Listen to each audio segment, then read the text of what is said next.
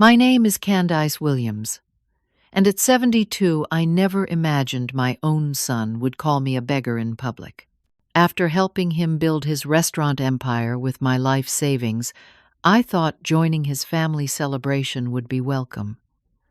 Instead, when I approached their table, Maxwell screamed those words that shattered my heart. The restaurant fell silent as every eye turned toward us. What happened next changed everything between us forever. Before we dive into this heartbreaking story, let me know where you're watching from, and subscribe if you haven't already. I grew up in a small town in Minnesota called Pine Grove, where everybody knew everybody. Our community was tight-knit but struggling economically. My parents owned a small convenience store that kept us afloat, but not much more. I learned the value of hard work early, helping stock shelves after school and counting inventory on weekends. When I was 19, I met Thomas Williams at the local county fair. He was 22 with dreams of owning his own business someday. His smile could light up a room and his laugh was infectious. We fell in love quickly and married within 6 months. Everyone said we were rushing, but when you know, you know.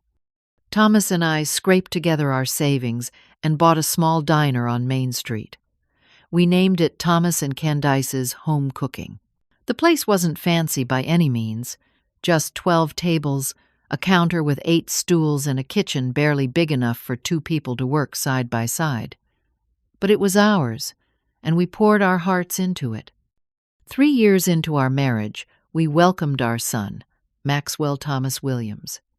He was the light of our lives, with Thomas's dark curly hair and my green eyes. From the moment he could stand, Maxwell was in that diner with us. I'd set him up with a small play area in the corner of the kitchen where I could keep an eye on him while cooking. As he got older, he started helping, first by folding napkins, then by greeting customers, and eventually by learning to cook beside me. "Mom, teach me how to make your special apple pie," he'd say, his eyes wide with curiosity. And I did. I taught him everything I knew about cooking, about making people feel welcome, about turning simple ingredients into something special. Our diner never made us rich. Some months we barely made enough to pay the bills. Thomas and I would sit at our kitchen table late at night, going over the books, trying to figure out how to stretch every dollar. But we were happy. We had each other, we had Maxwell, and we had a business that, while struggling, was ours. When Maxwell was 17, disaster struck. Thomas started having chest pains while prepping for the lunch rush. I called an ambulance immediately, but by the time they arrived, he was already unconscious. They rushed him to the hospital, but it was too late. Thomas had suffered a massive heart attack. Just like that, my husband of 20 years was gone. I was devastated. Maxwell was in his final year of high school, and suddenly I was a widow with a teenager and a struggling business. The medical bills piled up quickly. Thomas had minimal life insurance, nowhere near enough to cover the hospital expenses. I had to make difficult decisions. "Maxwell," I said one night as we sat in our living room, both still numb with grief, "I think we need to sell the diner." He looked at me, his eyes red from crying. "But Dad loved that place. It's our family legacy." "I know, honey, but we need to be practical. The medical bills alone are more than we can handle, and I don't think I can run it by myself." We sold the diner to a local businessman. The money covered Thomas's medical bills and left just enough for Maxwell's college tuition. He had been accepted to a prestigious culinary school in Chicago, and despite our financial struggles, I was determined not to let him give up on his dreams. "Your father would have wanted this for you," I told him the day he left for school. "He always believed you would do something special." I found work as a cook at a local nursing home. The pay wasn't great, but it was steady, and they provided health insurance. I downsized to a small 1-bedroom apartment to save on rent. Every extra penny I had went into a savings account for Maxwell's future. During his years at culinary school, Maxwell would call me regularly excited about new techniques he was learning or famous chefs he'd met. He'd come home during breaks and cook elaborate meals in my tiny apartment kitchen, testing recipes and asking for my opinion. Despite everything we'd been through, those were good years. I could see Thomas in him more and more every day. The same passion, the same determination. One day, Mom, he'd say, "I'm going to open my own restaurant and it's going to be amazing, and you'll never have to work again." I believed him. I believed in him. After graduating with honors, Maxwell worked at several high-end restaurants in Chicago, learning the business from the ground up. He would call me with updates about his promotions, his new responsibilities, his growing reputation in the culinary world. Then, at 28, Maxwell met Heather Calloway. She came from a wealthy family in Connecticut. Her father, a successful investment banker, her mother, a former beauty queen turned socialite. Heather was beautiful, sophisticated, and according to Maxwell, impressed by his culinary talents. They met when her company hired the restaurant, where he worked to cater an event. She was in marketing for a luxury brand, with connections throughout the high-end retail and restaurant world. "She's amazing," Mom Maxwell gushed over the phone. "She knows everyone in Chicago. She's been introducing me to potential investors." I was happy for him. Maxwell deserved love and success after everything he'd been through. When he brought Heather to Minnesota to meet me, I tried my best to make a good impression. I cleaned my small apartment thoroughly and cooked a special dinner using some of Thomas's old recipes. Heather was polite but distant. I noticed how her eyes scanned my modest living room, taking in the second-hand furniture and outdated decor. She asked very few questions about Maxwell's childhood or our family history. When Maxwell proudly told stories about growing up in the diner, I noticed her subtly changing the subject. They married 6 months later in a lavish ceremony at a lakeside resort in Wisconsin. The Callaways spared no expense, with over 300 guests in attendance. I felt out of place among the wealthy families and Chicago socialites, wearing the only formal dress I owned purchased on sale years ago for a cousin's wedding. Maxwell was busy with his new in-laws, and I spent most of the reception sitting alone at a table, watching my son begin a new chapter of his life, in a world very different from the one where he was raised. After the wedding, the changes in Maxwell became more noticeable. His calls became less frequent. He and Heather moved to a luxury apartment in downtown Chicago. When we did speak, he talked more about networking events and celebrity clients than cooking or family.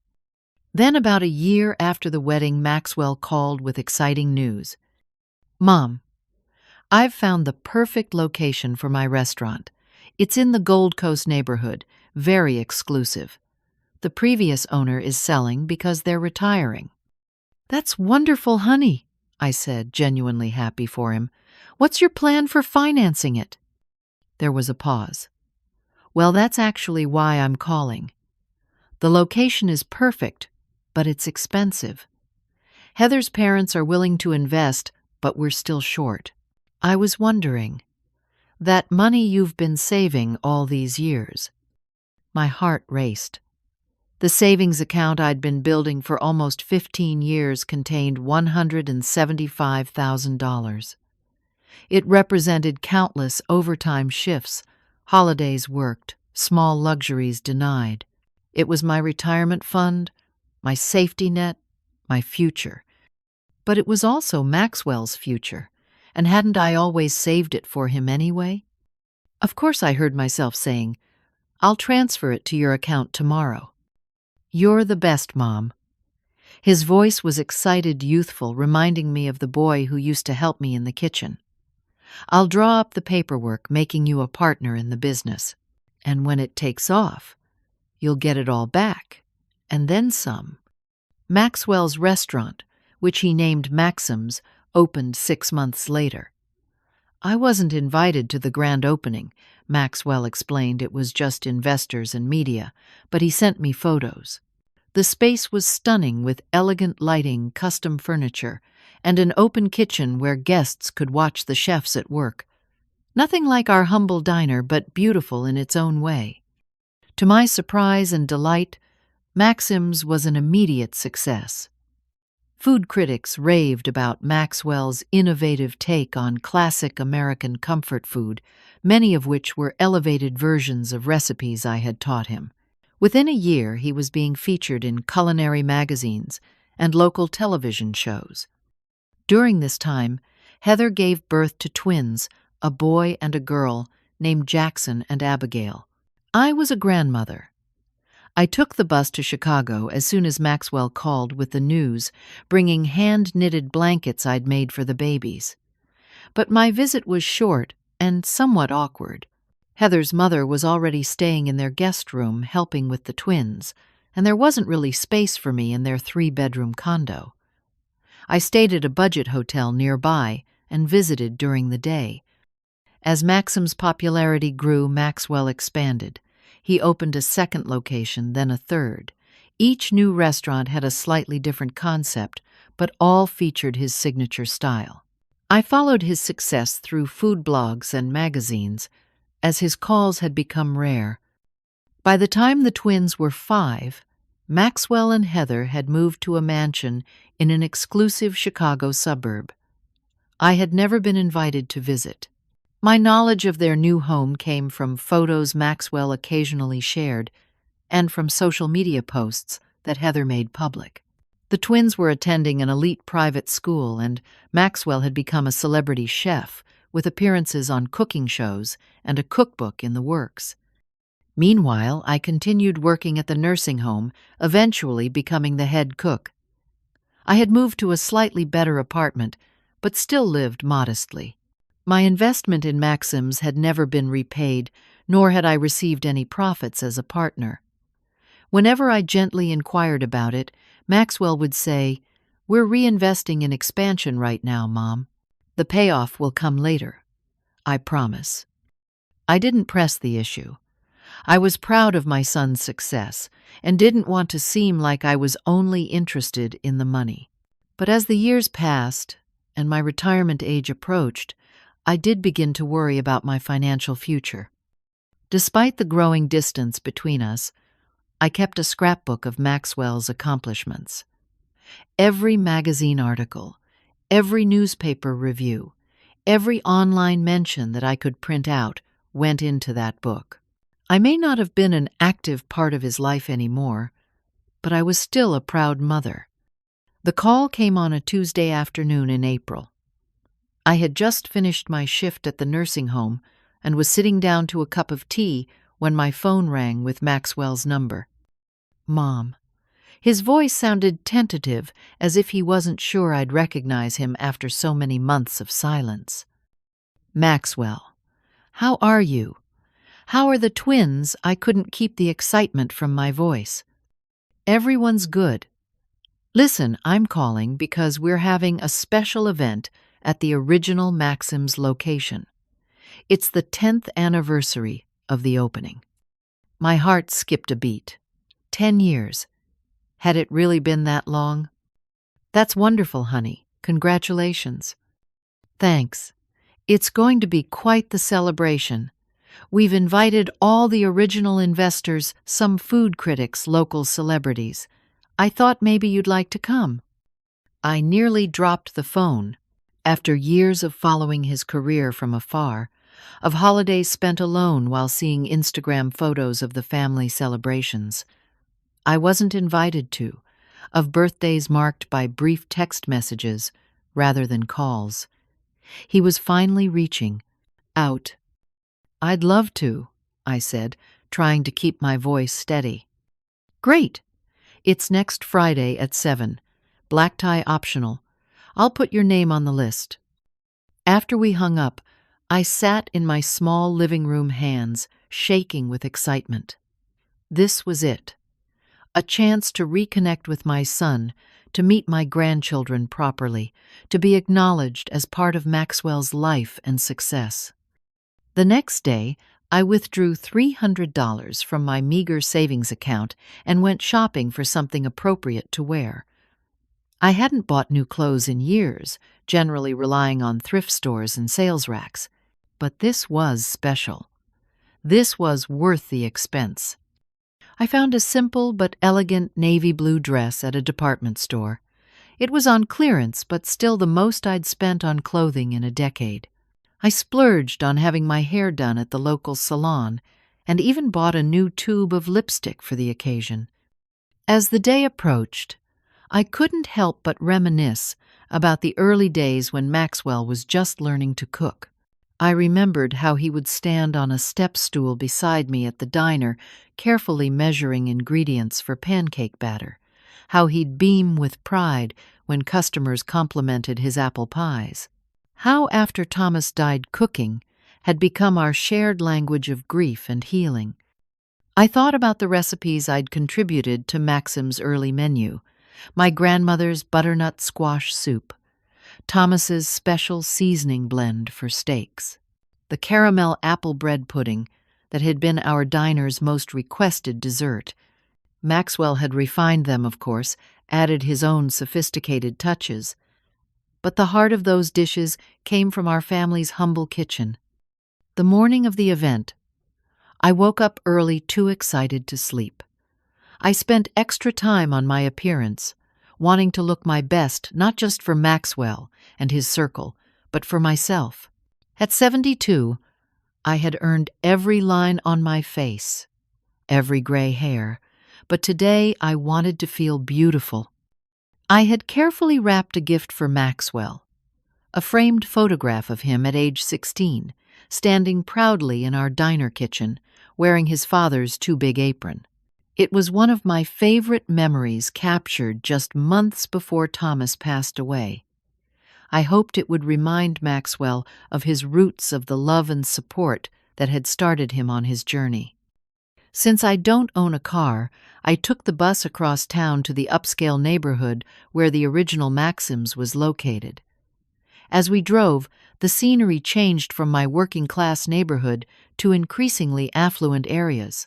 By the time I stepped off the bus, I was surrounded by luxury boutiques and high-end galleries. I felt a flutter of nervousness as I approached the restaurant. The exterior had been updated since the last time I'd seen it, with a sleek new sign and elegant lighting. A red carpet had been rolled out for the occasion, and photographers were capturing the arrivals of well-dressed guests. Taking a deep breath, I joined the line of people entering.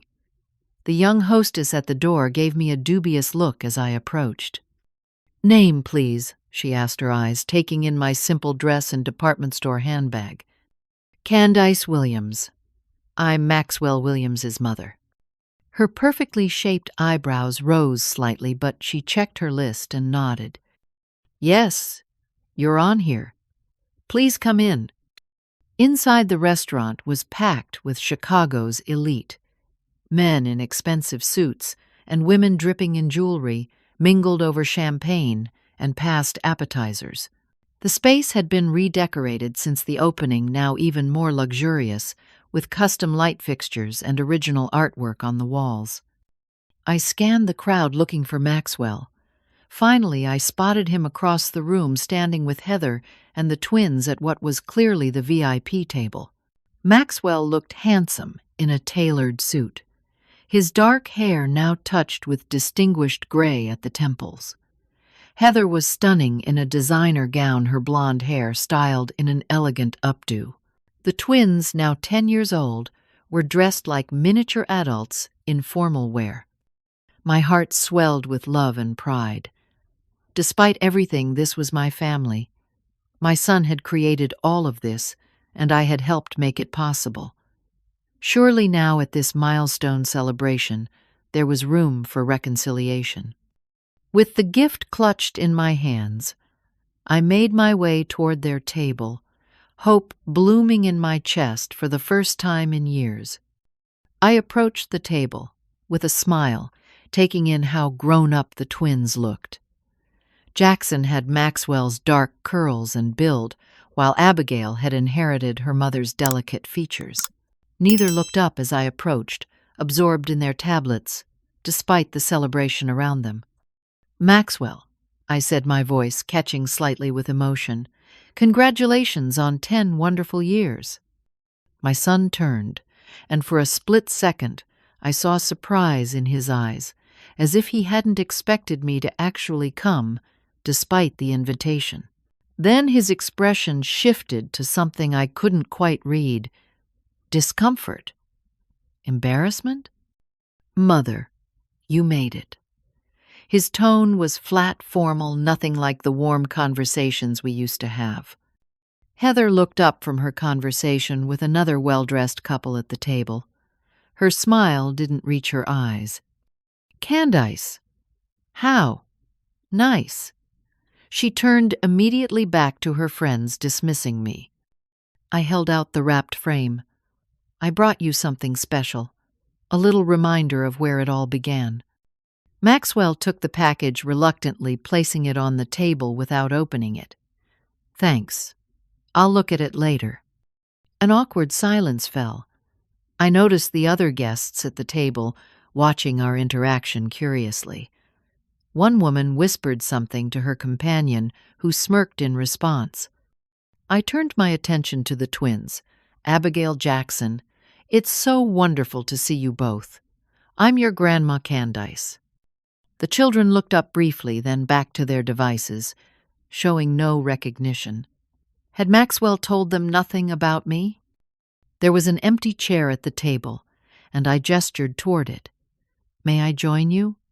I'd love to hear about how the business has grown over the years." That's when it happened.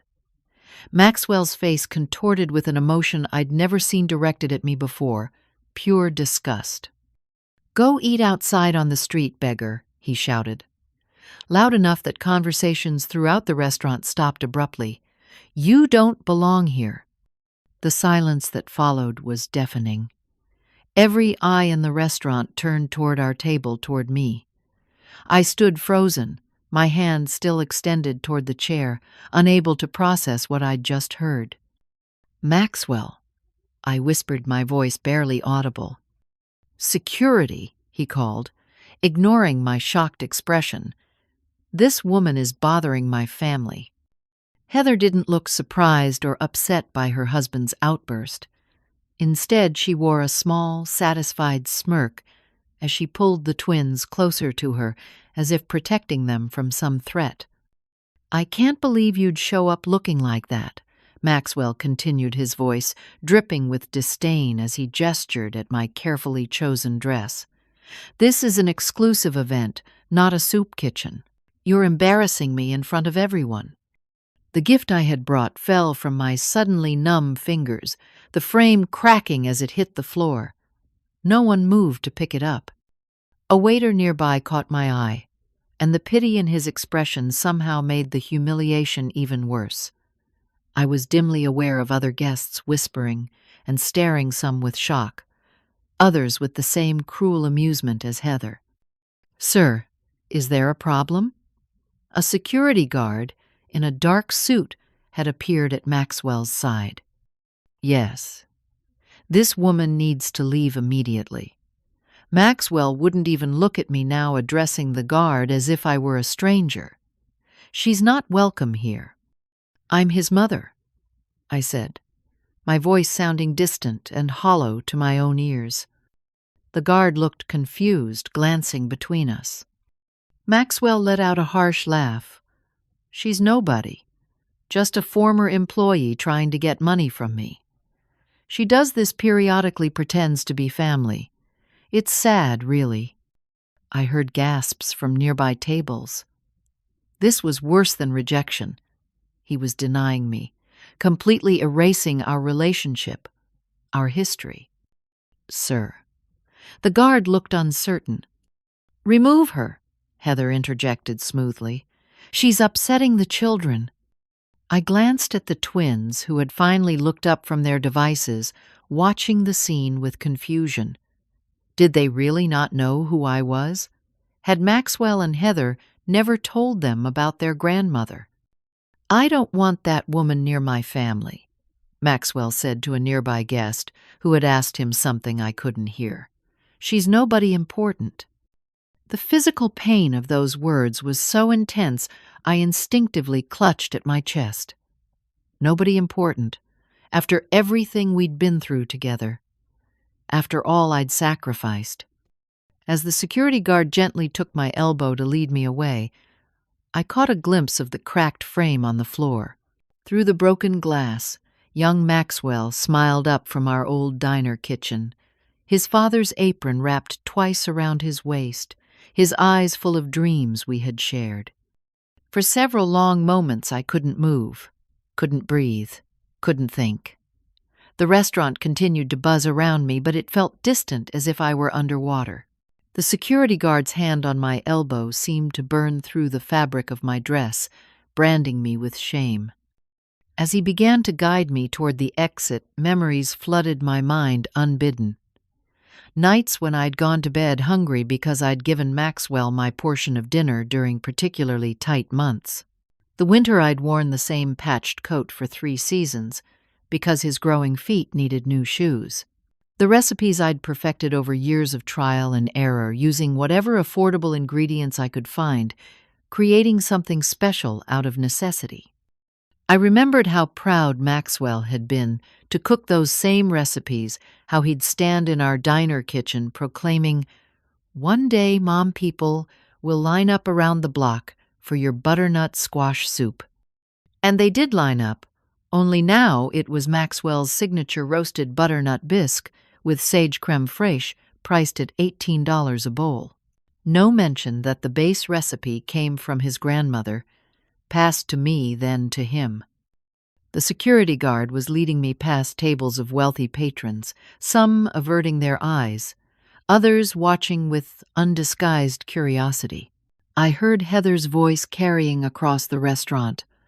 "The poor woman clearly has mental issues. We try to help when we can. But you can't save everyone, can you?" Another memory surfaced: Maxwell at 17, sitting across from me at our kitchen table the night after his father's funeral. "It's you and me now, Mom. We'll take care of each other always."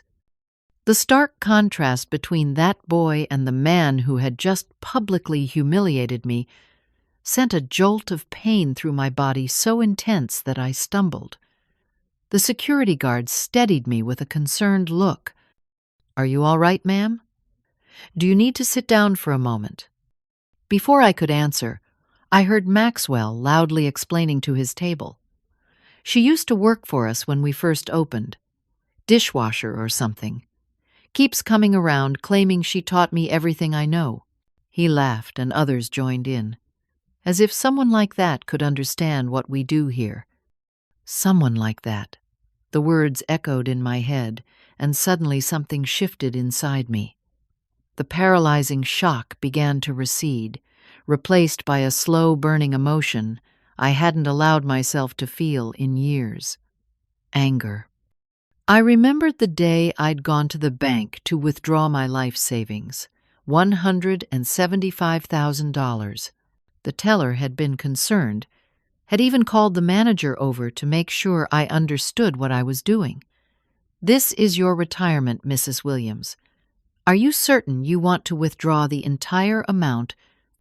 I'd been so certain, so proud to be able to help my son achieve his dream, so confident in his promise that I would be a partner, that my investment would be honored and returned with interest. The security guard was almost at the door with me when another memory surfaced: the partnership agreement.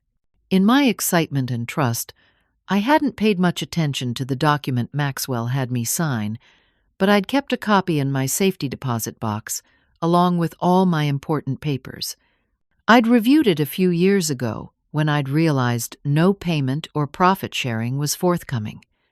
The terms were clear. In exchange for my investment, I owned 51% of the original Maxim's location. Not the entire restaurant group that had developed since, but this specific restaurant where we now stood. the very restaurant celebrating its 10th anniversary. I had never pushed the issue, never threatened to enforce the agreement. I told myself Maxwell was building something important, that he needed time, that eventually he would make things right. I didn't want money. I wanted my son's love and respect. But as I heard him continue to deny my very existence to his wealthy friends, something hardened inside me. I stopped walking, causing the security guard to pause in confusion. "Ma'am, we need to continue to the exit." I turned to look back at Maxwell's table. He was now standing, gesturing animatedly as he told some story to his captive audience. Heather was showing something on her phone to the women beside her, probably pictures of their recent luxury vacation. The twins were back to their tablets, oblivious to the drama around them. None of them noticed that I had stopped. None of them cared. But I noticed something else. At tables around the restaurant sat food critics I recognized from their byline photos. Local celebrities whose faces appeared on billboards around Chicago. Business people who invested in restaurant groups. All witnesses to how Maxwell Williams treated the woman who had given him life, taught him to cook, and funded his first restaurant. I reached into my purse and felt the outline of my wallet, where I kept a small copy of the original loan agreement, carried as a reminder of my contribution to Maxwell's success. I'd brought it not to confront him, but as a personal talisman of my part in this milestone celebration. Now it felt like something else entirely. Proof. I looked at the security guard, a middle-aged man with kind eyes, who clearly felt uncomfortable with the situation. "I need a moment," I said quietly. "There's something I have to do before I leave." The security guard hesitated, looking back toward Maxwell for instruction. But my son was too engrossed in his storytelling to notice our pause. I spotted a waiter nearby, the same one whose pitying look had cut through me earlier. He was holding a microphone, apparently preparing for upcoming anniversary speeches. "Excuse me," I said, approaching him with newfound steadiness in my voice. "May I borrow that for just a moment?" The waiter glanced at the security guard, then at Maxwell, uncertainty written across his face. "Please," I added softly. "It's important." Something in my expression must have moved him, because he nodded slightly and handed me the microphone. The security guard stepped back, watching with curiosity rather than intervention. I took a deep breath and found strength I didn't know I still possessed. Standing tall despite my simple clothes among the designer outfits surrounding me, I tapped the microphone gently. The sound system came to life, with a soft thump that echoed through the restaurant. Conversations died down as heads turned toward me. Maxwell, still mid-anecdote, froze when he realized I was holding the microphone. Heather's smug smile faltered. "Good evening." I began, my voice steadier than I felt. "For those who don't know me, my name is Candyce Williams." The restaurant fell completely silent. I could see Maxwell starting to move toward me, fury building on his face, but something made him stop. Perhaps the dozens of influential eyes now fixed on our unfolding drama. 10 years ago, I continued, a small restaurant opened in this location. It was built on family recipes passed down through generations, refined and elevated by a talented young chef who learned to cook at his mother's side in a small Minnesota diner. I paused, meeting Maxwell's gaze directly for the first time since his outburst. "That chef is my son, Maxwell Williams." Murmurs rippled through the crowd. Maxwell's face had gone pale. Heather was whispering furiously to him, but he seemed unable to move. "I'm not here to cause a scene," I said, though I was keenly aware that's exactly what was happening. "I'm simply here to set the record straight. I am not, as you just heard, a former dishwasher with mental issues. I am the woman who raised Maxwell after his father died when he was 17. I am the woman who went without so he could attend culinary school. And I am the woman who invested her entire life savings, $175,000, to help open this very restaurant we're standing in. Gasps echoed around the room. A food critic I recognized from the Chicago Tribune was scribbling notes frantically. I reached into my purse and pulled out the folded agreement. I have never spoken publicly about this because I believed a mother's support should be given freely, without expectation of recognition or repayment. But when that support is not just unacknowledged, but actively denied, well, perhaps the truth needs to be heard. I unfolded the paper, my hands now perfectly steady. This is the original investment agreement for Maxim's. It states clearly that in exchange for my $175,000 investment, I own 51% of this restaurant. Not the entire Maxim's group that has since developed just this original location. Maxwell finally found his voice. "Mother, stop this right now." His tone was commanding but lacked the public confidence from before. There was a note of panic underneath. I looked at him calmly. I never asked for my investment back. I never demanded profits or recognition. All I wanted was to be acknowledged as your mother, to know my grandchildren to be treated with basic human dignity. I turned back to the crowd of influential Chicago elite. "The butternut squash soup on your menu. That's my grandmother's recipe. The special steak seasoning my late husband Thomas created that blend. The caramel apple bread pudding that put this restaurant on the map, that was the most requested dessert at our family diner." I wasn't trying to hurt Maxwell or damage his business, but after years of silence and the public humiliation I'd just endured, the truth needed to be spoken. I'm incredibly proud of what my son has accomplished. He is talented, hardworking, and deserving of his success. But success built on denying your roots, on rewriting your history, on rejecting those who helped you along the way, that's success with a hollow core. Maxwell was now moving toward me, his expression unreadable. Heather remained, seated, her face, a mask of fury and embarrassment. The twins were watching with wide eyes, perhaps seeing their father and grandmother in a new light. "I wish this restaurant continued success," I said, my voice softening. "I wish my son happiness and fulfillment, and I wish his children the chance to know their family history, all of it, not just the polished version." I took a deep breath and delivered the line I'd never planned to say, but now felt absolutely right.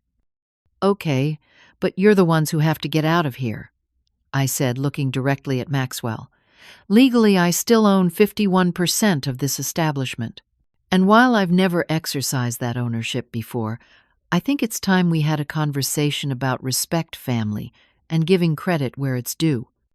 The microphone nearly slipped from my hand as the magnitude of what I'd just done hit me. For better or worse, there was no going back now. The security guard, who had been about to escort me out now, stood awkwardly unsure whose orders to follow. He glanced at Maxwell, then at me, then back to Maxwell. Around us, the wealthy investors and food critics were whispering among themselves. I heard fragments, never mentioned his mother. Family recipes. Majority owner. 175,000. Maxwell reached me, his face, a storm of conflicting emotions. He took the microphone from my hand and turned it off. "We need to talk," he said through gritted teeth. "Privately." I nodded, suddenly exhausted, but somehow lighter than I'd felt in years. The truth, finally spoken aloud, had broken something open. Painful, yes, but perhaps necessary. "Yes," I agreed. "I think we do." Maxwell led me to his private office at the back of the restaurant, closing the door firmly behind us. For a moment, we just looked at each other, the silence, heavy, with decades of unspoken words. "How could you do that?" he finally asked, his voice. A mixture of anger and something that sounded almost like fear. "Do you have any idea what you've just done?" "I think I do," I replied calmly. "I've finally spoken the truth after years of silence. You've embarrassed me in front of everyone who matters in this industry: food critics, investors, influential clients." He ran his hands through his hair, a gesture so reminiscent of his father that it made my heart ache. This could ruin everything I've built. The truth shouldn't ruin anything worth keeping, Maxwell. He paced the small office. "You don't understand how this world works. It's all about image, about the story people believe. No one wants to hear about struggling diners and second-hand clothes and life savings. They want the celebrity chef with the perfect family and the innate talent. Is that why you told your children nothing about me? Why you pretended I was a delusional former employee?" The question came out steadier than I expected. Maxwell had the grace to look ashamed, if only momentarily. It was easier that way. Easier than explaining to your children that their grandmother exists. Easier than acknowledging the woman who raised you, who taught you to cook, who gave you every penny she had to help you succeed. My voice cracked slightly. A knock at the door interrupted us. Heather entered without waiting for a response, closing the door quickly behind her. Her perfect makeup couldn't quite hide the flush of anger on her face. "This is a disaster," she hissed at Maxwell. "Amanda Reeves from Chicago Magazine is asking about the partnership agreement. The Sullivans are questioning whether they want to invest in the new location. And the twins are asking why they've never met their grandmother before."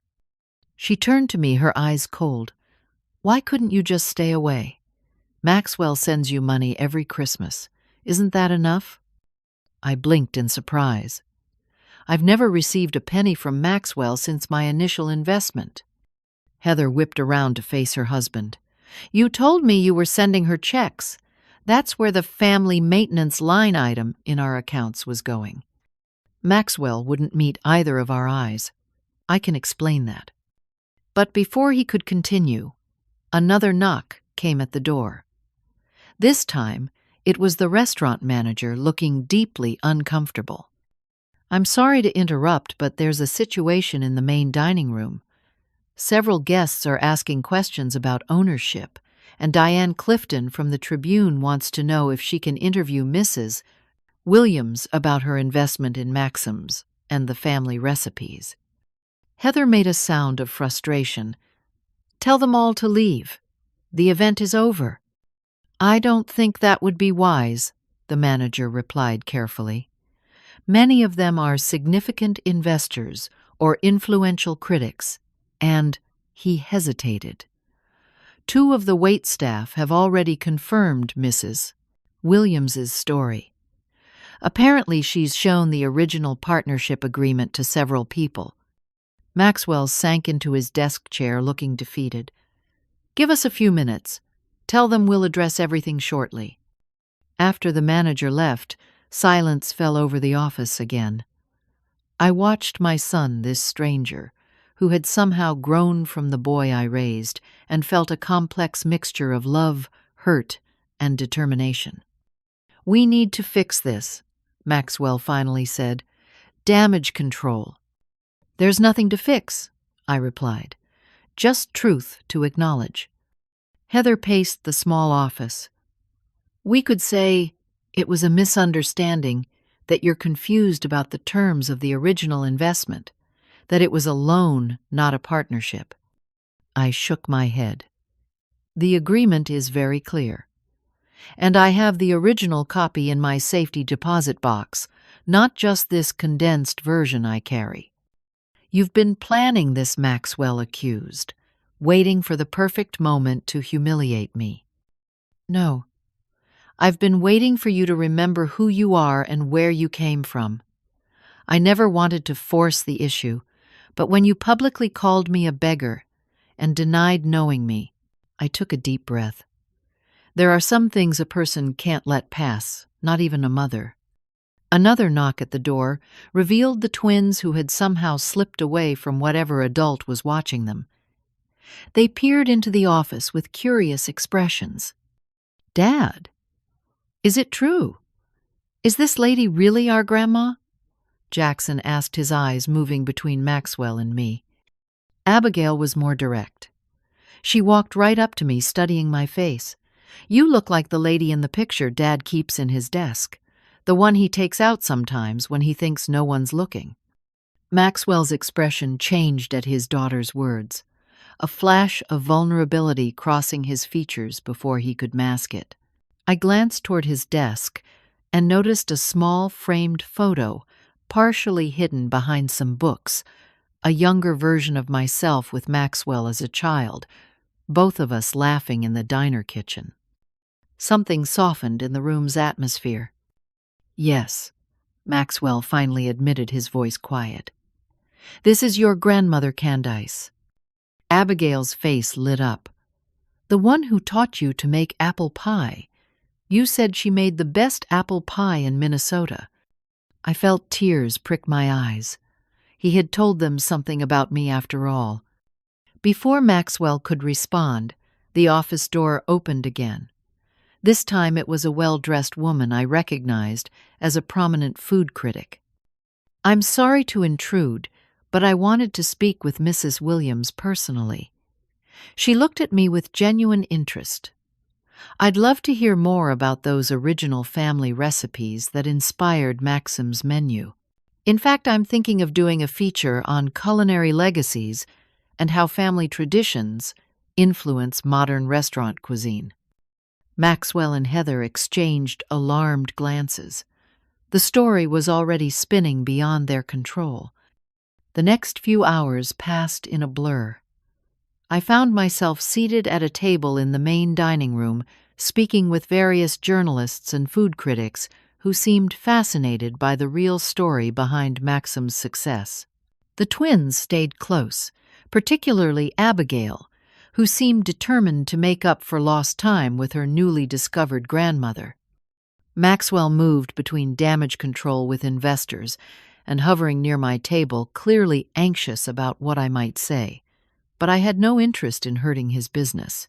I spoke honestly but kindly about his talent, his hard work, and my pride in his accomplishments, while also acknowledging my own contributions to his culinary foundation. By the time the restaurant finally emptied, it was past midnight. The staff was cleaning up, shooting curious glances my way. The story of the estranged mother and majority owner had clearly spread like wildfire. Heather had left with the twins hours ago, her parting glare making it clear this wasn't over. Maxwell and I sat across from each other at a corner table, both exhausted by the emotional marathon of the evening. "What happens now?" he finally asked. It was a good question. What did I want? Not revenge, not money really, though after tonight I understood more clearly how Maxwell had been using the family maintenance funds that never reached me. "Now we talk," I said simply, like family should. About the past, about the future, about the things that matter. Maxwell looked down at his hands. "I've made a mess of everything." "Not everything," I corrected gently. "You've built an impressive business. You have beautiful children. You've achieved the success you always dreamed of." At what cost, though? For the first time that night, he sounded like the son I remembered. "I don't even recognize myself sometimes, Mom." The word Mom hung in the air between us, a tiny bridge across a vast chasm. "It's not too late to change," that I said. "To remember who you are, who we are." The next morning, the story broke in the Chicago food media. "Family secret ingredient Maxim's built on mother's recipes and investment," read one headline. Celebrity chef's mother reveals. She's majority owner of flagship restaurant, declared another. My phone rang constantly. Journalists seeking interviews, former employees of Maxwell's, coming forward with their own stories of feeling erased from his success narrative. Even a book agent, interested in my inspirational story of resilience and reclamation. I declined most requests, but agreed to meet with Maxwell's lawyer to discuss the formal acknowledgement of my ownership stake. For the first time in our relationship, I was asserting my value not just as a mother, but as a business partner who deserved recognition. Maxwell called daily his tone a mixture of contrition and anxiety. Heather refused to speak to me directly, communicating only through lawyers. The twins, however, seemed delighted by the discovery of their grandmother and begged to visit my apartment. 1 week after the anniversary disaster, as the media was dubbing it, Maxwell came to my small apartment alone. He looked tired, his designer clothes slightly rumpled, his expression uncertain. "I've been thinking a lot about what you said," he began, as we sat at my kitchen table, "about truth and where I came from." I waited, letting him find his way through difficult words. "I've been ashamed," he finally admitted. "Not of you exactly, but of being poor, of the struggle of how hard everything was. When I met Heather and her family, when I entered their world, it seemed easier to just become someone new, someone without all that baggage. Our history isn't baggage, Maxwell. It's the foundation that made you strong enough to succeed." He nodded slowly. "I'm starting to understand that, and I want to make things right." He placed a folder on the table between us. "This is a new partnership agreement, formally acknowledging your 51% ownership of the original location. And this," he slid another document across, "is repayment of your original investment with interest." I looked at the check and nearly gasped at the amount. "I can't take full credit for this change of heart," he continued with a hint of his old smile. "The investors made it very clear they wouldn't continue with someone who would cheat his own mother. And the twins haven't stopped talking about wanting to know their grandma." It wasn't a full reconciliation, not yet. There were years of hurt and distance to overcome. But it was a beginning. "There's one more thing," Maxwell said, reaching into his jacket pocket. He pulled out a small, worn notebook I recognized immediately, my old recipe book from the diner. "I think it's time we properly credited the source of Maxim's signature dishes, don't you?" For the first time since that terrible night, I felt hope that my son might find his way back, not just to me, but to himself. 6 months passed, bringing changes I could never have imagined on that painful anniversary night. The most visible change was my new role at Maxim's original location, founder emeritus, as my business card now read. After lengthy negotiations with lawyers, Maxwell and I had reached an agreement that formally acknowledged my ownership stake while giving him operational control. My small apartment had transformed too. No longer sparse and utilitarian, it now featured comfortable new furniture, family photographs, and mementos from throughout my life.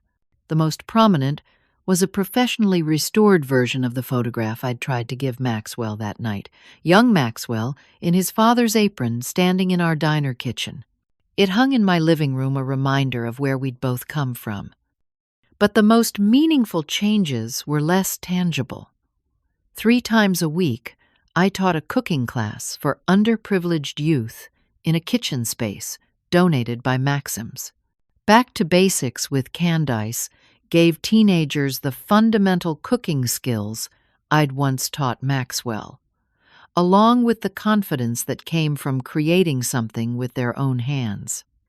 "Miss Candyce, look, I made the biscuits rise." 14-year-old Darnell held up a tray of perfectly golden biscuits, his face glowing with pride. Beautiful work, I praised, remembering Maxwell at that age just as excited about his first successful pastry. Now remember, cooking is about sharing. Take some home to your family. The door opened, and Abigail and Jackson burst in, followed by Maxwell at a more sedate pace. At 10 years old, the twins had embraced their rediscovered grandmother with the uninhibited enthusiasm of children. Every Saturday they came for cooking lessons and family stories, the history Maxwell had tried so hard to erase. "Grandma, we helped Dad make your apple pie for the special menu tonight," Abigail announced, hugging me tightly. "He said we had to get the cinnamon just right, or you'd know immediately." Jackson nodded solemnly. "Dad says your taste buds are like lie detectors for cooking." I laughed, catching Maxwell's eye over their heads. He smiled, a genuine smile that reached his eyes, something that had once been rare but was becoming more common. The journey to this point hadn't been easy. After the public revelation at the anniversary celebration, Maxwell had initially retreated into damage control mode, with Heather pushing for legal action against me for defamation. But the public and industry response had been overwhelmingly sympathetic to my side of the story. Food critics wrote pieces about the erasure of women's contributions to culinary history. Former employees came forward with their own stories of Maxwell taking credit for their ideas. The narrative quickly became about authenticity in the restaurant industry, with Maxim's as the cautionary tale. Maxwell had faced a choice: continue fighting the truth or embrace it. To his credit, he eventually chose the latter, though not without significant therapy and self-reflection. "Mom, can we talk in private for a moment?" Maxwell asked, gesturing toward the small office attached to the teaching kitchen. Once inside, he closed the door and took a deep breath. "The new menu launches tonight. I wanted you to see it first." He handed me an elegantly printed card. At the top, I read "Maxims of Family Legacy." Below that, each signature dish included a small notation from Candice's Kitchen, Thomas Williams' original, or Grandmother Williams' recipe refined. Tears pricked my eyes. "You didn't have to do this." "Yes, I did," Maxwell said firmly. "It's the truth. And I'm done hiding from the truth even when it's complicated." We'd had many difficult conversations over these months about the money he claimed to have been sending me, but had actually been diverting to other expenses, about his shame regarding our humble beginnings, about my hurt at being excluded from his life and the lives of my grandchildren. "Heather's filed for divorce," he said, abruptly changing the subject. I wasn't entirely surprised. Heather had been conspicuously absent from our tentative family reconciliation. "I'm sorry." He shrugged. "Don't be. It's been coming for a long time. She married the successful chef with the fabricated background, not the real me. Once the truth came out, well, she couldn't adjust to the new reality." "And how are you feeling about it?" "Sad for the twins, relieved for myself." He gave a rueful smile. "Turns out pretending to be someone you're not for years is exhausting." A knock at the door interrupted us. Jackson poked his head in. "Dad, Grandma Abigail's trying to add extra vanilla to the cookie dough when you specifically said 1 teaspoon. Maxwell laughed. "Sounds like she inherited my tendency to improvise. Let's go supervise before we end up with vanilla soup instead of cookies." That evening, I attended the launch of the new menu as guest of honor. Wearing a simple but elegant dress, purchased with my own money now that I received proper income from my ownership stake, I sat at the best table in the restaurant. Critics, investors, and loyal customers stopped by to chat many, telling me how the real story behind Maxim's had made them appreciate the food even more. The most special moment came when Maxwell gathered the entire restaurant staff for a toast. The same microphone that had captured our confrontation 6 months ago now broadcast his public acknowledgement. "To my mother, Candyce Williams," he said, raising his glass in my direction, "who taught me not just how to cook but how to get back up when life knocks you down." The real foundation of Maxim's success isn't fancy ingredients or celebrity endorsements. It's the love and dedication she poured into every recipe she created, every lesson she taught me, and every sacrifice she poured into every recipe made. I lost my way for a while, forgetting what matters most. But thanks to her courage in speaking the truth, even when it was painful to hear, I found my way back to Candyce. To Candyce echoed throughout the restaurant. Later that night in my apartment, I prepared for a truly special occasion, the first holiday meal I would host for my family in over a decade. My small dining table had been expanded with leaves stored for years in my closet. I'd spent days preparing traditional recipes, not the fancy restaurant versions, but the original comfort food that had sustained us through difficult times.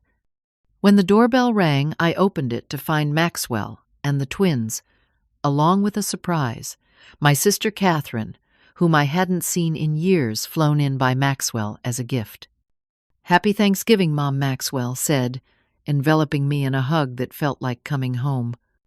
As we gathered around my table, I looked at the faces of my family, my son, who had lost his way but found it again, my grandchildren eager to know their heritage, my sister reconnected after too long apart. The journey had been painful, the confrontation necessary, but difficult. Yet here we were healing together. "Before we eat," Maxwell said, "I want to say something." He turned to me, his eyes sincere. "Mom, I am so sorry for the pain I caused you, for denying you, for pushing you away, for trying to erase our history. Thank you for not giving up on me, even when I gave you every reason to." "Family is family," I said simply, "through the good and the bad." Later, as the twins helped with dishes, a new experience for them, but one they approached with surprising enthusiasm. Maxwell sat with me on my small balcony looking out at the city lights. "You know what I've been thinking about?" he asked. "Dad's old saying about wealth." I smiled at the memory. "Real wealth isn't what's in your bank account. It's knowing who you are and where you came from." "I finally understand what he meant," Maxwell said quietly. "All those years trying to be someone else, accumulating things and status. And I was poorer than when we barely had enough to eat, but sat together at the diner after closing counting our blessings." The healing wasn't complete, not yet. There were still moments of tension, old habits that needed breaking, trust that needed rebuilding. But we had made a start finding our way back to what mattered most. As I watch my son and grandchildren laughing in my kitchen now, I think about the night that changed everything. The public humiliation that led to truth, the painful confrontation that led to healing. Sometimes it takes reaching breaking point to find your way back to wholeness. Have you ever had to stand up for yourself against someone you love? It's one of the hardest things to do, but sometimes the most necessary. Share your story in the comments below, and let me know if you would have handled things differently than I did. Don't forget to like and subscribe for more real-life stories that remind us it's never too late to speak your truth and reclaim your dignity. Thank you for listening. And remember, your worth isn't determined by how others see you, but by how you see yourself.